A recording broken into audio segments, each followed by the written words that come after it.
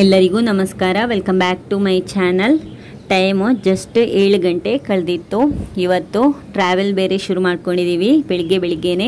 Usually ನಾನು ಈ ಟೈಮಲ್ಲಿ ಕಿಚನಲ್ಲಿ ತಿಂಡಿ ರೆಡಿ ಮಾಡೋದು ಏನಾದರೂ ಈ ಕೆಲಸದಲ್ಲಿ ಬ್ಯುಸಿ ಇರ್ತಾ ಇದ್ದೆ. ಇವತ್ತು ಬೆಳಿಗ್ಗೆನೇ ಟ್ರಾವೆಲಿಂಗ್ ಸ್ಟಾರ್ಟ್ ಮಾಡ್ಕೊಂಡಿದ್ದೀವಿ. ಎಲ್ಲಿಗೆ ಹೋಗ್ತಾ ಇದ್ದೀವಿ, ಏನು, ಯಾರೆಲ್ಲ ಹೋಗ್ತಾ ಇದ್ದೀವಿ ಅನ್ನೋದನ್ನು ಈ ವಿಡಿಯೋದಲ್ಲಿ ಹೇಳ್ತೀನಿ. ವಿಡಿಯೋವನ್ನು ಎಲ್ಲೂ ಸ್ಕಿಪ್ ಮಾಡದೆ ಕೊನೆವರೆಗೂ ನೋಡಿ.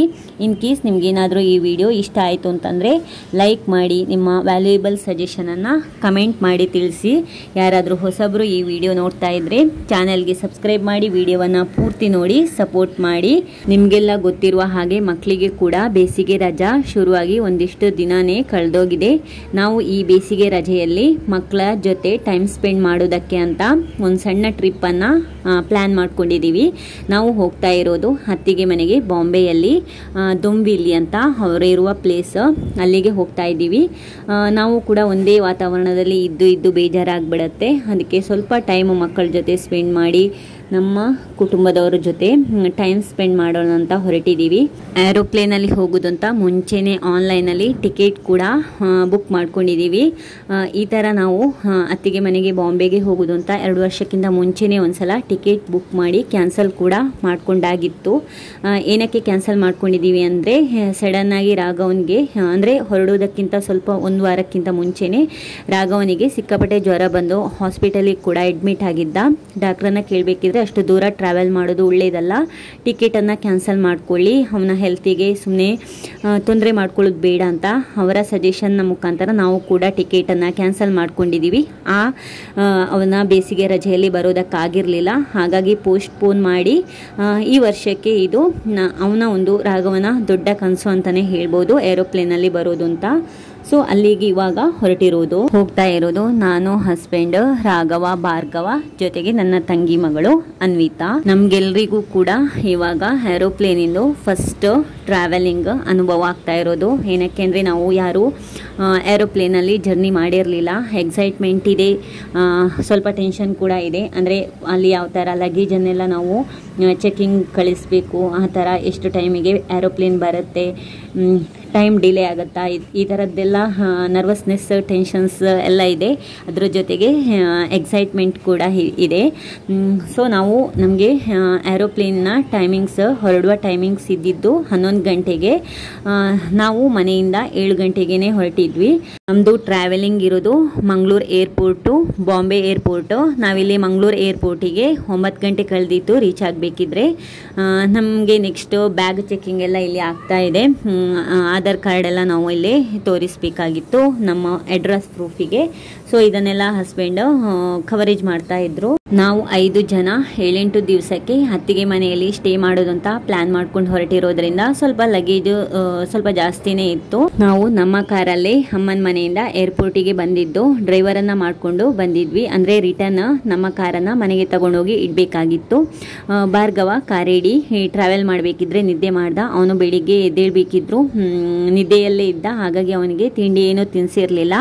ನೆಕ್ಸ್ಟ್ ಅಂತ ರೆಡಿಮೇಡ್ ಪೌಡರ್ ಬರುತ್ತಲ್ಲ, ರೈಸ್ ಪೌಡರು, ಅದನ್ನು ಮಿಕ್ಸ್ ಮಾಡಿ ಆಮೇಲೆ ಏರ್ಪೋರ್ಟಲ್ಲಿ ಕೊಡೋಣ ಅಂತ ಅಂದ್ಕೊಂಡು ಅವನಿಗೇನು ತಿಂಡಿನೂ ತಿನ್ನಿಸಿರಲಿಲ್ಲ. ನಾವು ಆಲ್ರೆಡಿ ಪೊಟೆಟೊ ರೈಸನ್ನು ತಿಂದ್ಕೊಂಡೇ ಬಂದಿದ್ದು. ನೆಕ್ಸ್ಟ್ ಇಲ್ಲಿ ಲಗೇಜ್ ಎಲ್ಲ ಚೆಕ್ಕಿಂಗ್ ಆಗಿಬಿಟ್ಟು ಇದನ್ನು ಅವರು ಸಪ್ರೇಟಾಗಿ ನಮಗೆ ಬಾಂಬೆಗೆ ಇನ್ನೊಂದು ಏರೋಪ್ಲೇನಲ್ಲಿ ಕಳಿಸ್ಕೊಡ್ತಾರೆ, ಗೂಡ್ಸ್ ಇದರಲ್ಲಿ.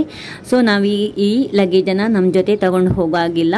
ನಮ್ಮ ಜೊತೆ 6 kg ಜಾಸ್ತಿ ಬ್ಯಾಗನ್ನು ತಗೊಳ್ಳೋ ಹಾಗಿಲ್ಲ. ಆಮೇಲೆ ನಮ್ಮ ಯಾವುದೇ ಬ್ಯಾಗಲ್ಲಿ ಮಸಾಲ ಪೌಡರು, ಆಯಿಲಿ ಕಂಟೆಂಟ್ ಆ ಥರದ್ದು ಯಾವುದನ್ನು ನಾವು ಜರ್ನಿ ಟೈಮಲ್ಲಿ ತಗೊಳ್ಳೋ ಹಾಗಿಲ್ಲ. ಆಲ್ರೆಡಿ ಏರೋಪ್ಲೇನಲ್ಲಿ ಹೋಗಿರೋರಿಗೆ ಈ ಥರದ ರೂಲ್ಸ್ ಎಲ್ಲ ಗೊತ್ತಿರ್ಬೋದು. ನಮಗೆ ಬಟ್ ಫಸ್ಟ್ ಟೈಮು ನಮಗೆ ಇಲ್ಲಿ ಯಾವುದೇ ಟೆನ್ಷನ್ ಇಲ್ಲದೆ luggage bag checking, laptop bag checking, ಜೊತೆಗೆ ನಮ್ಮ ಹ್ಯಾಂಡ್ ಬ್ಯಾಗ್ ಚೆಕ್ಕಿಂಗ್ ಕೂಡ ಮುಗಿಸ್ಕೊಂಡ್ವಿ. ನೆಕ್ಸ್ಟ್ ಇಲ್ಲಿ ಭಾರ್ಗವನಿಗೆ ಏರ್ಪೋರ್ಟಲ್ಲಿ ಬೇಬಿ ಕೇರ್ ರೂಮಲ್ಲಿ ನೆಸ್ಟಮ್ ಕೂಡ ತಿನ್ನಿಸ್ತಾ ಇದ್ವಿ. ಅವನಂತೂ ಸಿಕ್ಕಾಪಟ್ಟೆ ಖುಷಿಯಲ್ಲಿ ಆಟ ಆಡಿಕೊಂಡು ಅರ್ಧ ಗಂಟೆಗಿಂತ ಜಾಸ್ತಿನೇ ಟೈಮ್ ತಗೊಂಡ. ನಮಗೆ ಆರಾಮ್ಸೆ ಟೈಮ್ ಕೂಡ ಇದ್ದಿತ್ತು ಇಲ್ಲಿ. ಅಂದರೆ ಬೇಗ ನಾವು ಇಲ್ಲಿ ಏರ್ಪೋರ್ಟಿಗೆ ರೀಚ್ ಆಗಿರೋದ್ರಿಂದ ಇದೆಲ್ಲ ನನ್ನ ಮೈದುನನ ಗೈಡೆನ್ಸಿಂದ ನಾವು ಅಂದರೆ ಅವನು ಆವಾಗ ಕಾಲ್ ಮಾಡಿ ಈ ಥರ ಮಾಡಿ ಅಂತ ಹಸ್ಬೆಂಡಿಗೆ ಸಜೆಷನ್ ಕೊಡ್ತಾ ಇದ್ದ. ಅದು ಅಲ್ಲದೆ ಅವನೇ ಕೂಡ ನಮಗೆ ಏರೋಪ್ಲೇನ್ಗೆ ಟಿಕೆಟ್ ಬುಕ್ ಮಾಡಿದ್ದ. ನನ್ನ ಮೈದ್ನ ಏರೋಪ್ಲೇನಲ್ಲಿ ಜರ್ನಿ ಮಾಡಿರೋದ್ರಿಂದ ಅವನಿಗೆ ಆಲ್ರೆಡಿ ಯಾವ ಥರ ರೂಲ್ಸ್ ಇದೆ ಅನ್ನೋದೆಲ್ಲ ಗೊತ್ತಿತ್ತು. ನನ್ನ husband first time aeroplane travel ಮಾಡ್ತಾ ಇರೋದು, ಹಾಗಾಗಿ ಅವನ ಜೊತೆ ಕೇಳಿಕೊಂಡು ನಾವು ಜರ್ನಿನ ಸ್ಟಾರ್ಟ್ ಮಾಡ್ಕೊಂಡಿದ್ದು. ತುಂಬ ಅಂದರೆ ನಮಗೆ ಇಲ್ಲೂ ಕೂಡ ಟೆನ್ಷನ್ ಆಗಲಿ ಏನೂ ಕೂಡ ಆಗಿರಲಿಲ್ಲ. ನೆಕ್ಸ್ಟ್ ಕರೆಕ್ಟ್ ಟೈಮಿಗೆ ಏರೋಪ್ಲೇನ್ ಕೂಡ ಬಂದಿತ್ತು. ನಾವು ಏರೋಪ್ಲೇನ್ನ ಜರ್ನಿ ಮಾಡೋದಕ್ಕೆ ಖುಷಿಯಿಂದ ಎಕ್ಸೈಟ್ಮೆಂಟಿಂದ ರೆಡಿಯಾಗಿದ್ವಿ. ಅಲ್ಲಿ ಏರೋಪ್ಲೇನ್ನ ಒಳಗೆ ಕೂಡ ಚೆನ್ನಾಗಿ ನಮಗೆ ಅಲೋಟ್ ಆಗಿರುವಂತಹ ಸೀಟಲ್ಲಿ ಕೂತ್ಕೊಂಡಿದ್ವಿ. ಮಕ್ಕಳಿಗೆ ವಿಂಡೋ ಸೈಡಲ್ಲಿ ಟಿಕೆಟ್ ಆಲ್ರೆಡಿ ಬುಕ್ ಮಾಡ್ಕೊಂಡಿದ್ವಿ. ಇಲ್ಲಿ ರಾಘವನಿಗೆ ವಿಂಡೋ ಸೈಡ್ ಬುಕ್ ಮಾಡ್ಕೊಂಡಿದ್ವಿ, ರಾಘವನ ಪಕ್ಕ ಹಸ್ಬೆಂಡ್. ನೆಕ್ಸ್ಟ್ ಲೆಫ್ಟ್ ಸೈಡಲ್ಲಿ ಅನ್ವಿತನಿಗೆ ವಿಂಡೋ ಸೈಡು, ಅನ್ವಿತನ ಪಕ್ಕ ನಾನು ಮತ್ತು ಭಾರ್ಗವ ಕೂಡ ಕೂತ್ಕೊಂಡು ನಾವು ಜರ್ನಿಗೆ ರೆಡಿಯಾಗಿದ್ವಿ. ಇಲ್ಲಿ ಏರೋಪ್ಲೇನ್ ಕೂಡ ಸ್ಲೋ ಆಗಿ ಟೇಕ್ ಆಫ್ ಆಗೋದಕ್ಕೆ ರೆಡಿಯಾಗಿತ್ತು.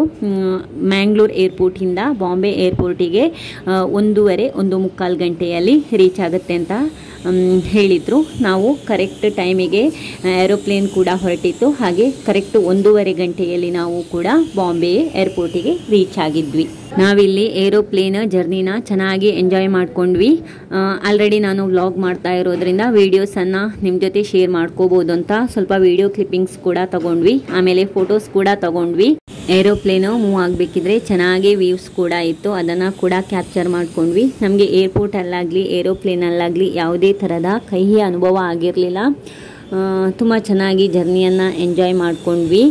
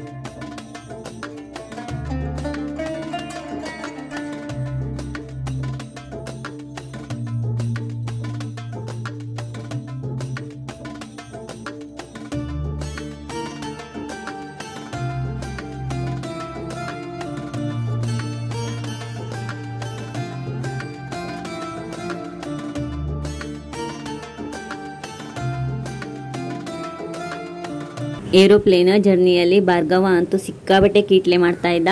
ಕೂತಲ್ಲಿ ಕೂತ್ಕೊಳ್ತಾ ಇರಲಿಲ್ಲ. ಅಂದರೆ ಒಂದ್ಸಲ ಅನ್ವಿತನ ಜೊತೆ ಹೋಗೋದು, ಇನ್ನೊಂದ್ಸಲ ನನ್ನ ಜೊತೆ ಕೂತ್ಕೊಳ್ಳೋದು, ಇಲ್ಲ ಈ ಥರ ಹತ್ತಿರ ಇರುವ ಪ್ಯಾಸೆಂಜರ್ಸ್ ಜೊತೆ ಏನಾದರೂ ಮಾತಾಡೋದು, ಇಲ್ಲ ಅವ್ರ ಜೊತೆ ಕರೆಯೋದು, ಈ ಥರ ಮಾಡ್ತಾ ಇದ್ದ.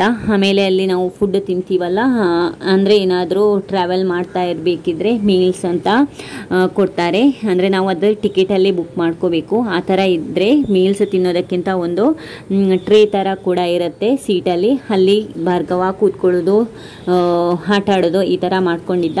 ಅಂತೂ ನಾವು ಬಾಂಬೆ ಏರ್ಪೋರ್ಟಿಗೆ ಕೂಡ ಕರೆಕ್ಟ್ 12:30 ಕಳಿಬೇಕಿದ್ರೆ ರೀಚ್ ಆಗಿದ್ವಿ. ನಾನು ಆಲ್ರೆಡಿ ಆವಾಗಲೇ ಹೇಳಿದ ಹಾಗೆ ಲಗೇಜ್ ಬ್ಯಾಗನ್ನು ನಮ್ಮ ಜೊತೆ ಕ್ಯಾರಿ ಮಾಡೋ ಹಾಗಿರಲಿಲ್ಲ. ನಾವು ಜಸ್ಟ್ ನಮ್ಮ ಹ್ಯಾಂಡ್ ಬ್ಯಾಗನ್ನಷ್ಟೇ ಕ್ಯಾರಿ ಮಾಡ್ಕೊಂಡಿರೋದು. ನೆಕ್ಸ್ಟ್ ನಾವಿಲ್ಲಿ ಲಗೇಜ್ ಬ್ಯಾಗನ್ನು ಕಲೆಕ್ಟ್ ಮಾಡೋದಕ್ಕಿಂತ ಕೆಳಗಿನ ಫ್ಲೋರಿಗೆ ಹೋಗ್ತಾ ಇದ್ವಿ. ನಮಗೆ ಇಲ್ಲಿ ಲಗೇಜ್ ಬ್ಯಾಗನ್ನು ಕಲೆಕ್ಟ್ ಮಾಡೋದಕ್ಕೆ ಒಂದು ಜಾಸ್ತಿ ಟೈಮೇ ತಗೊಂಡ್ವಿ. ಅಂದರೆ ತುಂಬ ಬೇಗ ಬಂದಿರಲಿಲ್ಲ, ಅದಕ್ಕೆ ಅಂತ ಸ್ವಲ್ಪ ಟೈಮು ವೇಸ್ಟ್ ಆಗೋಯಿತು.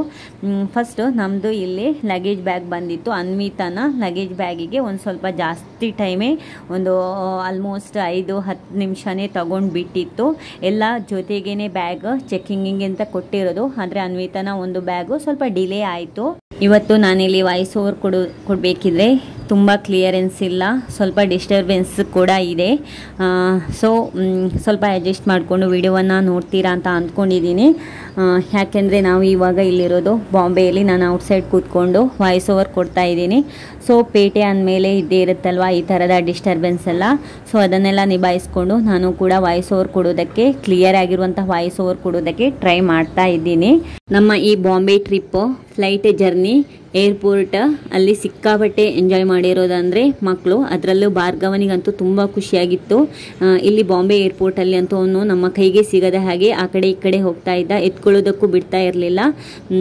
ಅಂದರೆ ನಮಗೆ ಇಲ್ಲಿ ಲಗೇಜ್ ಬ್ಯಾಗನ್ನು ಕಲೆಕ್ಟ್ ಮಾಡೋದಕ್ಕಿಂತ ಒಂದು ಸ್ವಲ್ಪ ಟೈಮು ಹಿಡಿದಿತ್ತು ಅಂತ ಆವಾಗಲೇ ಹೇಳಿದೆಲ್ಲ. ಇಲ್ಲಿ ಅವನು ಈ ಕಡೆಯಿಂದ ಆ ಕಡೆಗೆ ಅಂತ ಸಿಕ್ಕಾಪಟ್ಟೆ ಖುಷಿಯಲ್ಲಿ ಎಂಜಾಯ್ ಮಾಡ್ಕೊಂಡು ಹೋಗ್ತಾ ಇದ್ದ. ಅದರ ಎದುರುಗಡೆ ಇನ್ನೊಂದು ಪಾಪು ಕೂಡ ಇತ್ತು. ಹಾಗೆ ಅವರಿಬ್ಬರು ಎಂಜಾಯ್ ಮಾಡಿಕೊಂಡು ಆ ಕಡೆ ಈ ಕಡೆ ಹೋಗ್ತಾ ಇದ್ರು. ನೆಕ್ಸ್ಟ್ ಇಲ್ಲಿ ನಾವು ನಮ್ಮ ಲಗೇಜ್ ಬ್ಯಾಗನ್ನು ಕಲೆಕ್ಟ್ ಮಾಡಿ ಎಕ್ಸಿಟ್ ಗೇಟಿಗೆ ಬರ್ತಾ ಇದ್ವಿ. ನಮಗೆ ಇಲ್ಲಿ ಬಾಂಬೆ ಏರ್ಪೋರ್ಟು ಹೊಸದಾಗಿರೋದ್ರಿಂದ ಇಲ್ಲಿ ಅಣ್ಣ ಕೂಡ ಬಂದು ವೆಯ್ಟ್ ಮಾಡ್ತಾ ಇದ್ರು. ಎಕ್ಸಿಟ್ ಗೇಟಲ್ಲಿ ಸಿ ನಂಬರ್ಗೆ ಬನ್ನಿ ಅಂತ ಅಣ್ಣ ಆಲ್ರೆಡಿ ಮೆಸೇಜ್ ಮಾಡಿದರು, ಅಂದರೆ ಕಾಲ್ ಮಾಡಿ ಹಸ್ಬೆಂಡ್ಗೆ ಹೇಳಿದರು. ಸೊ ನಾವು ಸಿ ಗೇಟ್ ಎಲ್ಲಿ ಸಿಗುತ್ತೆ ಅಂತ ಫೈನಲಿ ನಮಗೆ ಅದು ಕೂಡ ಸಿಕ್ತು. ಹೊರಗಡೆ ಬರಬೇಕಿದ್ರೆ ಅಣ್ಣ ಮತ್ತು ಮಗು ನಿವಾನು ಅಲ್ಲಿ ವೆಯ್ಟ್ ಮಾಡ್ತಾಯಿದ್ರು. ಆಲ್ರೆಡಿ ಕ್ಯಾಬ್ ಕೂಡ ಮಾಡ್ಕೊಂಡು ಬಂದಿದ್ರು ಅವರು. ಇಲ್ಲಿ ನಾನು ನನ್ನ ವ್ಯಾಲ್ಯೂಯಬಲ್ ವಿಡಿಯೋ ಮಾಡುವ ಸೆಲ್ಫಿ ಸ್ಟಿಕ್ಕನ್ನು ಕೂಡ ಕಳ್ಕೊಂಡೆ. ಆಮೇಲೆ ನನಗೆ ಮನೆಗೆ ಹೋದ್ಮೇಲೆ ಗೊತ್ತಾಗಿರೋದು ಇದು. ನಾನು ಏರೋಪ್ಲೇನಲ್ಲಿ ಫ್ಲೈಟಲ್ಲೆಲ್ಲ ಏನು ಕಳ್ಕೊಂಡಿಲ್ಲ. ಏನಕ್ಕಂದರೆ ನನಗೆ ಕರೆಕ್ಟ್ ನೆನಪಿದೆ, ಫ್ಲೈಟಿಂದ ಜರ್ನಿ ಮುಗಿದ ಮೇಲೆ ನಾನು ಫ್ಲೈಟಿಂದ ನಾವು ಲಗೇಜ್ ಬ್ಯಾಗ್ ಕಲೆಕ್ಟ್ ಮಾಡೋದಕ್ಕೆ ಅಂತ ಬಂದಿದ್ದೆಲ್ಲ, ಅಲ್ಲೊಂದು ಸ್ವಲ್ಪ ವೀಡಿಯೋಸ್ ಕ್ಲಿಪ್ಪಿಂಗ್ಸ್ ಮಾಡಿದ್ದೆ. ಆವಾಗ ನಾನು ಸೆಲ್ಫಿ ಸ್ಟಿಕ್ಕನ್ನು ಯೂಸ್ ಮಾಡಿಕೊಂಡು ನಾನು ವಿಡಿಯೋ ಮಾಡಿರೋದು. ಹಾಗಾಗಿ ನನಗೆ ಕರೆಕ್ಟ್ ನೆನಪಿದೆ. ನಾನು ಅಲ್ಲಿ ಲಗೇಜ್ ಕಲೆಕ್ಟ್ ಮಾಡೋದ್ರಿಂದ ಹಿಡಿದು ಸಿ ಗೇಟ್ ತನಕ ಬಂದಿದ್ವಲ್ಲ, ಅಲ್ಲೆಲ್ಲೋ ನಾನು ಆ ಗ್ಯಾಪಲ್ಲಿ ಸೆಲ್ಫಿ ಸ್ಟಿಕ್ಕನ್ನು ಕಳೆದಿರೋದು ಅಂತ. ಇದು ನನ್ನ ನೆಗ್ಲಿಜೆನ್ಸಿಂದ ಆಗಿರೋದು. ನೆಕ್ಸ್ಟ್ ನಾವೀಗ ಇಲ್ಲಿ ಬಾಂಬೆ ಏರ್ಪೋರ್ಟಿಂದ ಅತ್ತಿಗೆ ಮನೆಗೆ ಹೋಗ್ತಾ ಇರೋದು. ಕ್ಯಾಬಲ್ಲಿ ಅತ್ತಿಗೆ ಮನೆ ಇರೋದು ದೊಂಬಿಲಿ ಅಂತ. ಏರ್ಪೋರ್ಟಿಂದ ಅಲ್ಲಿಗೆ ಇರುವಂತಹ ಟೈಮಿಂಗ್ಸು 2 ಗಂಟೆ ಅಂತ ಹೇಳಿದರು. ನಾವು ವೀಕೆಂಡ್ಸ್ ಆಗಿ ಹೋಗಿರೋದ್ರಿಂದ ಸಿಕ್ಕಾಪಟ್ಟೆ ಜಾಸ್ತಿನೇ ಟ್ರಾಫಿಕ್ ಇತ್ತು. ಅಂದ್ಕೊಂಡಿರುವಂತಹ ಟೈಮಿಗಿಂತ ಜಾಸ್ತಿನೇ ಟೈಮು ತಗೊಂಡಿತ್ತು ಟ್ರಾವೆಲಿಂಗಿಗೆ. ಹೊರಗಡೆ ಎಲ್ಲೂ ಊಟ ಮಾಡ್ಕೊಂಡು ಬರೋದು ಬೇಡ, ಮನೆಯಲ್ಲೇ ಊಟ ರೆಡಿ ಮಾಡ್ತೀನಿ ಅಂತ ಅತ್ತಿಗೆ ಹೇಳಿರೋದ್ರಿಂದ ನಾವು ಹೊರಗಡೆ ಎಲ್ಲೂ ಹೋಟೆಲ್ಗೆ ಮಧ್ಯಾಹ್ನದ ಊಟಕ್ಕೆ ಅಂತ ನಿಲ್ಲಿಸಿರಲಿಲ್ಲ. ಆಮೇಲೆ ಇನ್ನೂ ಟೈಮಿಂಗ್ಸ್ ಜಾಸ್ತಿ ಆಗೋಗುತ್ತೆ ಅಂತ ಇಲ್ಲಿ ಮಕ್ಕಳು ಕ್ಯಾಬಲ್ಲಿ ಚೆನ್ನಾಗಿ ನಿದ್ದೆ ಮಾಡ್ತಾ ಇದ್ದಾರೆ. ಅಂದರೆ ನಾವು ಜರ್ನಿ ಬೇಗ ಸ್ಟಾರ್ಟ್ ಮಾಡಿರೋದ್ರಿಂದ ಮಕ್ಕಳು ಕೂಡ ಬೆಳಿಗ್ಗೆ ಬೇಗ ಎದ್ದಿದ್ರು. ನೆಕ್ಸ್ಟ್ ಇವತ್ತಿನ ವಿಡಿಯೋವನ್ನು ನಾನು ಇಲ್ಲಿಗೆ ಎಂಡ್ ಮಾಡ್ತಾ ಇದ್ದೇನೆ. ಈ ವಿಡಿಯೋ ನಿಮಗೂ ಕೂಡ ಇಷ್ಟ ಆಯಿತು ಅಂತ ಅಂದ್ಕೊಂಡಿದ್ದೀನಿ. ನೆಕ್ಸ್ಟ್ ಹೊಸ ವಿಡಿಯೋದಲ್ಲಿ ಹೊಸ ಕಂಟೆಂಟ್ ಮೂಲಕ ನಾನು ನಿಮಗೆ ಸಿಗ್ತೀನಿ. ಅಲ್ಲಿವರೆಗೂ bye, take care, love you all.